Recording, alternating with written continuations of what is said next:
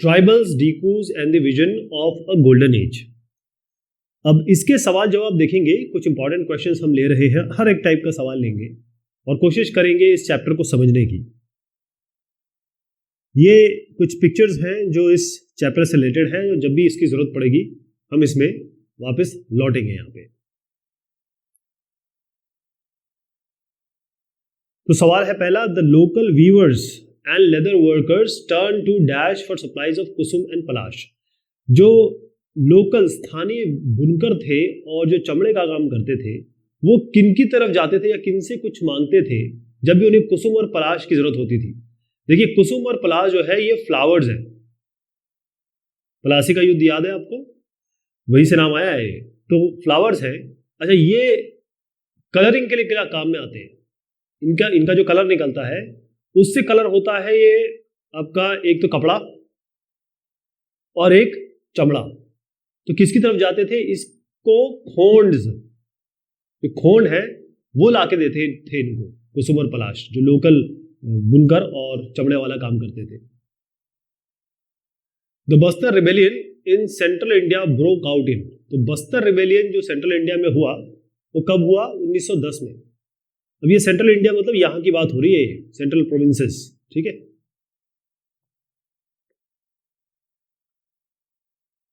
आपको मैं ये अलग अलग ट्राइब्स हैं, ठीक है, ये अलग अलग ट्राइब्स हैं, इनके बारे में भी हम चर्चा करेंगे जैसे जैसे सवाल आएंगे। Which revolt was popular in Maharashtra in 1940। तो उत्तर है जो आपके चैप्टर में भी है, वर्ली। वर्ली 1940 महाराष्ट्र।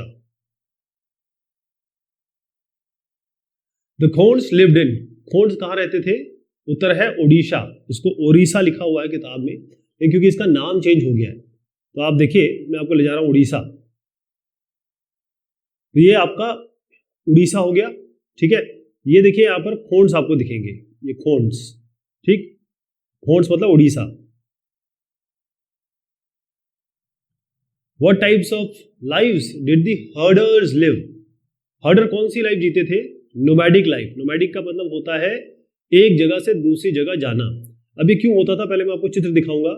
ये जो चारों ट्राइब्स देख रहे हैं आप, चाहे वन गुज्जर हो पंजाब के, चाहे बकरवाल हो कश्मीर के, लबाडी हो आंध्र प्रदेश के, या फिर गद्दी हो कुल्लू के, ये सारे के सारी जो प्रजातियां हैं और भी प्रजातियां हैं, इनका मेन था कि जानवरों को पालते थे और यहाँ से वहाँ जाते रहते थे। उसका कारण ये था कि अगर ये इलाका है ग्रास लैंड का, यहाँ पर घास है, तो जब तक इनके जानवर ये घास चर जाते थे तो घास नहीं बचती थी, फिर इनको दूसरी जगह जाना पड़ता था। एक और चीज़ है, जैसे अगर आप जम्मू कश्मीर का एग्जाम्पल ले लीजिए, तो जम्मू ये है, श्रीनगर ये है, कश्मीर ये है। तो जम्मू जो जब बहुत ठंड होती है, बहुत बर्फ गिरती है, तो श्रीनगर में कहाँ आपको घास मिलेगी, तो इसीलिए वो लोग यहाँ आ जाते थे। उसके बाद जब यहाँ का मौसम सुहावना हो जाता था, यानी कि बर्फ वर्फ छट जाती थी, नई घास फूस आती थी, तो फिर ये चले जाते थे। नोमैडिक।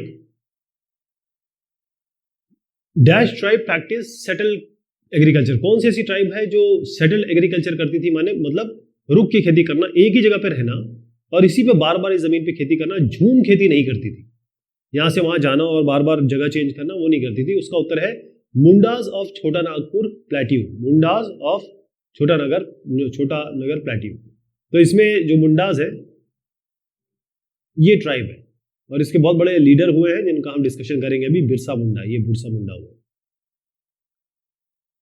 झूम cultivation is practice these days in.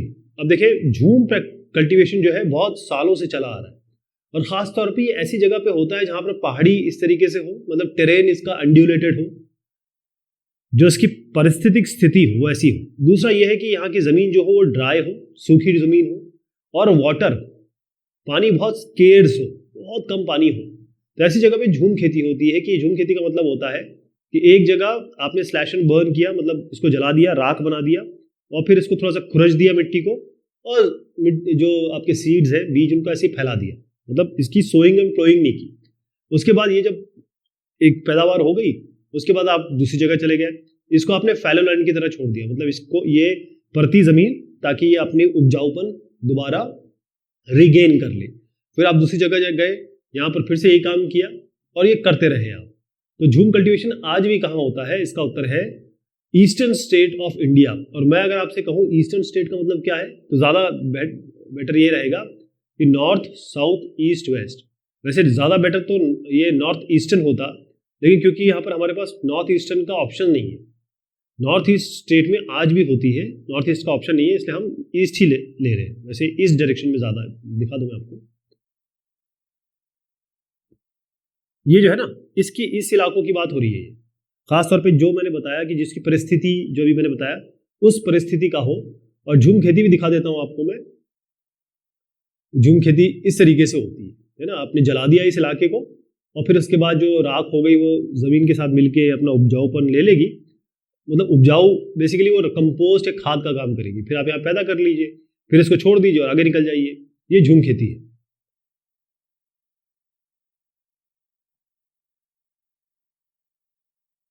Santhal tribes rose in revolt in the year. अच्छा देखिए, संथाल की बात की, अभी हमने महाराष्ट्र वाली बात की है ना, ऐसे 2-3 और हमने बात की, तो ये आपको पता होना चाहिए कब कब रिवोल्ट किसने किया।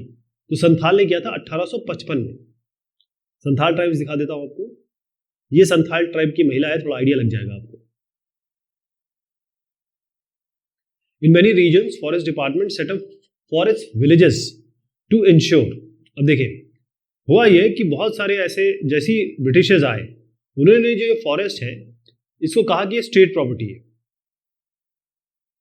मतलब किसी और की प्रॉपर्टी नहीं है, ये ब्रिटिश रूल की प्रॉपर्टी है। पहली चीज तो ये थी। दूसरी चीज जो इन्होंने की वो ये की कि कई फॉरेस्ट को रिजर्व कर दिया। रिजर्व मतलब ये है कि क्योंकि यहां से इनको टिम्बर वगैरह मिलता था, है ना, तो रिजर्व मतलब ये है कि अब कोई भी आदिवासी, कोई भी जनजाति, कोई भी ट्राइबल ग्रुप इसमें नहीं जा सकता, जो इनका असली रहना सहना था वो नहीं कर सकता यहाँ पे। अब जब वो यहाँ जा नहीं सकता, आ नहीं सकता, तब इनको एक दिक्कत क्या आई, क्योंकि टिम्बर है, लकड़ी है। अगर आप रेलवे लाइन देखेंगे, मैं आपको दिखाता हूँ, ये जो रेलवे लाइन बिछ रही है इसमें लकड़ी की जरूरत पड़ती है और वो रिजर्व फॉरेस्ट से आ रही है। अब अगर इसको काटना हो, इस लकड़ी को काटना हो, इसको यहाँ से वहाँ फैक्ट्री तक ले जाना हो, या बहुत सारे काम होते हैं, उसके लिए लेबर कहाँ से आएगा? आपने तो इनको सबको भगा दिया, ये तो आ नहीं सकते यहाँ पे। और दूसरा ये है कि इतना बड़ा फॉरेस्ट है, अगर आपको इस फॉरेस्ट का रखरखाव करना है तो इसकी जानकारी भी होनी चाहिए। तो दो चीज है, एक तो आपको लेबर चाहिए, चीप लेबर, और दूसरा चाहिए कि इस पूरे फॉरेस्ट को देखा जा सके। तो इन्होंने क्या किया, इस फॉरेस्ट में कुछ पैचेस में लैंड इनको दे दिए, लेकिन इनसे कहा कि अगर आपको हम दे रहे हैं तो आपको दो काम करने पड़ेंगे। एक तो हमारे लिए आपको लेबर का काम करना पड़ेगा, चीप लेबर, सस्ता लेबर, और दूसरा ये है कि पूरे फॉरेस्ट को देखना पड़ेगा। तो इसका उत्तर देखा जाए तो regular supply of cheap labour. Revolt of Songram Sangma rose in the year of 1906। ये कहाँ हुआ था? ये हुआ था आसाम में। कहाँ हुआ था? आसाम में। The forest satyagraha rose in the central provinces in. इसका उत्तर है 1930। मैं आपको दिखा भी देता हूं, अब ये देखिएगा, ये जो आप चित्र देख रहे हैं ये इसी का है, 1930। ये फॉरेस्ट सत्याग्रह है। ये चित्र मतलब एक ये वो बने हुए हैं, मूर्तियां बनी हुई बेसिकली, और ये बताना चाह रहे हैं कि चिरनेर जंगल जो सत्याग्रह 1930 में हुआ उसी की बात ये किया जा रहा है। सेंट्रल प्रोविंसेस मतलब आज का जो मध्य प्रदेश है, ऐसी यूनाइटेड प्रोविंसेस जो पहले था वो आज का उत्तर प्रदेश है। Birsa spend time in the company of dash preachers. तो बिरसा जो थे इन्होंने दो जगह अपने टाइम व्यतीत किए। सबसे पहला टाइम इन्होंने जो मिशनरीज है, बेसिकली मिशनरी स्कूल गए थे। मिशनरी स्कूल मतलब जो क्रिश्चियंस हैं उनके साथ। और उसके बाद जब ये पढ़ लिख लिए, थोड़ा सा और आगे गए, तो उसके बाद ये कहाँ गए? वैष्णव प्रीचर्स के पास। ये एक ही साहब थे, बहुत सारे नहीं थे। एक बहुत ही फेमस प्रीचर हुए। प्रीचर मतलब ये होता है कि जो उपदेश देते, सरमन्स देते, तो उनके पास गए। और बाकायदा इन्होंने, जो बिरसा मुंडा है, इन्होंने जनेऊ भी धारण किया, जो हम सेक्रेड थ्रेड कहते हैं। तो आप ये देखेंगे कि ये जो बिरसा मुंडा जी है, इनकी बात हो रही है, और इन्होंने पहले मिशनरी स्कूल में गए, उनकी सारी चीज़ें सुनी कि उनके क्या विचार है। फिर ये वैष्णव के पास गए, वैष्णव प्रीचर के पास गए, उनके विचार सुने, और फाइनली ये दोनों के अगेंस्ट हो गए। अगेंस्ट इसलिए हो गए क्योंकि वो ये मानते थे कि मुंडा ट्राइब के अगेंस्ट, या इनकी जो लाइफस्टाइल है उसके अगेंस्ट ये बात करते हैं मिशनरीज और वैष्णव। तो उत्तर क्या है इसका? वैष्णव है। वैष्णव मतलब वो होता है जो विष्णु भगवान को मानते हैं, विष्णु के जो अनुयायी होते हैं। अब इसको मैच करेंगे हम। देखिए महुआ, आपको महुआ दिखाता हूं मैं। ये है महुआ, महुआ के सीड्स हैं, बीज। तो इससे तेल भी निकलता है और इससे शराब भी बनती है। तो हम रिलेट कर लेते हैं। Flower which is use to make alcohol, ठीक, क्योंकि इसमें बीज कहाँ से आएगा, फ्लावर से ही आएगा, फ्लावर कहाँ से आएगा, मतलब सब दोनों एक दूसरे के पूरक है। अच्छा, इसके आगे मैं आपको पहले मैं महुआ को फ्लावर से रिलेट कर दूं, राइट। उसके बाद है वैष्णव। वैष्णव कौन से होते हैं, जो विष्णु भगवान की पूजा करते हैं। डिकू कौन हो गए, जो बाहर के लोग हैं, आउटसाइडर लोग हैं, ठीक। अ पर्सन जो person who comes from outside, यानी जैसे ट्रेडर्स हो गए, जैसे महाजन हो गए यानी मनी लेंडर्स हो गए, या कॉन्ट्रैक्टर्स हो गए। ये सारे लोग जो थे इन ट्राइबल्स ग्रुप को कहीं ना कहीं नुकसान या इनकी लाइफ को मिजरी देने में, दुखदाई बनाने में ये सब शामिल थे। तो इनको इन्होंने कहा डीकू। डीकू मतलब ये बाहरी लोग, जो ट्राइबल ग्रुप के नहीं है, वो बाहरी लोग। तो डीकू को कर देते हैं a person who comes from outside. Baigas कौन है, बाइगास बाइगास है आपका ट्राइबल पीपल, मतलब जो जनजातीय ग्रुप है सेंट्रल इंडिया में। बेवड़ का क्या मतलब है, बेवड़ का मतलब ये है कि ये मध्य प्रदेश में जो झूम खेती है उसका नाम है। झूम खेती को मध्य प्रदेश में बेवड़ कहा जाता है, ठीक है। साल है एक डेसिडुअस फॉरेस्ट ट्री जो टिम्बर देता है। साल से टिम्बर लकड़ी ये प्राप्त होती है। तो ये इसका फाइनल मैचिंग है जो अभी मैंने किया, वो आप देख सकते हैं यहाँ पे। सही या गलत करेंगे, true false. Birsa himself declared that god had appointed him to rule his people. ये बिल्कुल सही है। क्या हुआ था कि ये जो बिरसा मुंडा है, लोग कहते थे इनके पास चमत्कारी शक्तियां हैं, ये क्या कर सकते हैं, ये कोई भी किसी का दुख है उसे हर सकते हैं, मतलब किसी की परेशानी दूर कर सकते हैं। ग्रेन्स, चावल को ये मल्टीप्लाई कर सकते हैं, जैसे 1 बोरी ये 5 बोरी कर देंगे। ये लोग मानते थे कि ये लोग मानते थे कि हमारी सारी परेशानियों को दूर करने के लिए बिरसा मुंडा आए हैं। ओके, फिर उसके बाद इन्होंने सेल्फ प्रोक्लेमेशन दे दी, खुद ही कह दिया कि मुझे भगवान ने भेजा है, अल्लाह पाक परवरदिगार जो भी होंगे उन्होंने भेजा है कि मैं जो ट्राइबल ग्रुप्स हैं, खासतौर पे मुंडा, क्योंकि जो संथाल है और ओरांव, संथाल और ओरांव भी इनको बिरसा मुंडा को माना करते थे। बिरसा मुंडा के केवल अनुयायी मुंडाज नहीं थे, संथाल और ओरांव भी थे। तो इन्होंने सबके लिए बोल दिया कि भाई मैं आप सभी की परेशानियां दूर करने आया हूं, मुझे भगवान ने भेजा है। ट्रू है। The British described the tribal people as diku. बिल्कुल गलत है। ट्राइबल पीपल जो ट्रेडर्स हो गए, व्यवसायी, जो मनी लेंडर्स हो गए, आके जो लोन वगैरह दिया करते थे, ट्रेडर्स जो बहुत भारी प्रॉफिट में इनको बेचा करते थे बाहर का सामान, क्योंकि सब चीज़ें तो ट्राइबल नहीं पैदा कर सकते ना, ट्राइबल ग्रुप। इसके अलावा जो कॉन्ट्रैक्टर्स हैं जो इनको लेके जाते थे, चाहे वो ट्री प्लांटेशन में हो, चाहे वो माइनिंग में हो, मतलब बाहर के लोग जो है इनको डीकू ट्राइबल ग्रुप कहते थे, ब्रिटिश नहीं कहते थे ट्राइबल ग्रुप को। Birsa was born in a family of Santhal. ये तो गलत हो गया। बिरसा का नाम बिरसा मुंडा है, तो मुंडा फैमिली में पैदा हुए थे। देखिएगा ये जो बिरसा है, बिरसा मुंडा है ये, और ये मुंडा ट्राइब में पैदा हुए थे। बकरवाल्स ऑफ कश्मीर आर शेपर्ड्स। ये तो शेपर्ड्स नहीं हुए ना, देखिए ये जो है ये बकरियां पालते थे, बेसिकली बकरवाल मतलब बकरियां पालने वाले, है ना, तो शेपर्ड्स नहीं है। Birsa was arrested in 1895। तो ये तो ट्रू है। 1895 हुआ ये कि जब अंग्रेजों को, ब्रिटिश रूल को ये लग गया कि भाई ये जो बिरसा मुंडा नामक आदमी है, ये चाहता है कि जो कॉन्ट्रैक्टर्स हैं, ट्रेडर्स हैं, मनी लेंडर्स हैं, मिशनरीज हैं, जो क्रिश्चियन मानने वाले, या जो जीसस क्राइस्ट की यहाँ पर एक तरीके से अवधारणा पैदा कर रहे थे और उनकी नॉलेज दे रहे थे, मिशनरीज हो गए। इसके अलावा वैष्णव जो हिंदू लैंडलॉर्ड्स हैं, उन सबके खिलाफ बिरसा मुंडा ने कहा कि और साथ में ब्रिटिश, यूरोपियंस, जिसको हम यूरोपियंस कहते हैं, तो इन सबके खिलाफ बिरसा मुंडा बोलते थे। और इनका आंदोलन ऐसा हो गया था कि इन सबको हटा के हमारा एक राज, जिसे सतयुग ये कह रहे थे, सतयुग लेके आना है। तो इन्होंने ये कहा कि हमें सतयुग लेके आना है और आप लोग सब खड़े हो जाओ, सब लोग खड़े हो जाओ इस, और रिवोल्ट करो, मतलब प्रोटेस्ट करो। ओके, जब ये ब्रिटिश ने सुना तब उनको लगा कि ये तो गड़बड़ हो रही है। फिर इन्होंने फाइनली 1895 में बिरसा मुंडा को पकड़ लिया।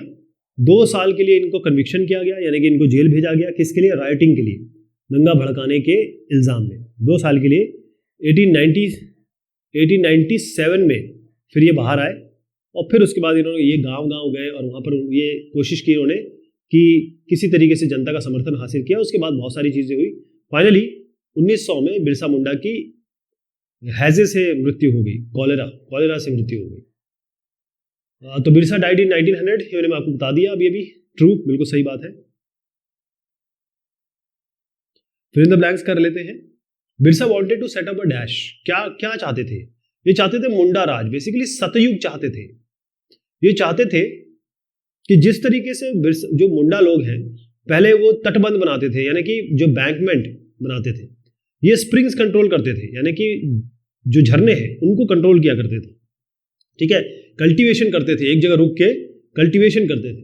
तो बहुत सारी ऐसी चीजें थी, फ्रीली घूमते थे। सबसे बड़ी बात, सारी चीजें जो थी वो बहुत अच्छा इनकी जिंदगी थी, जो इनका गोल्डन एज है। इसीलिए चैप्टर का नाम भी गोल्डन एज है। तो गोल्डन एज को लाने की बात करते थे, बेसिकली मुंडा राज लाना चाह रहे थे।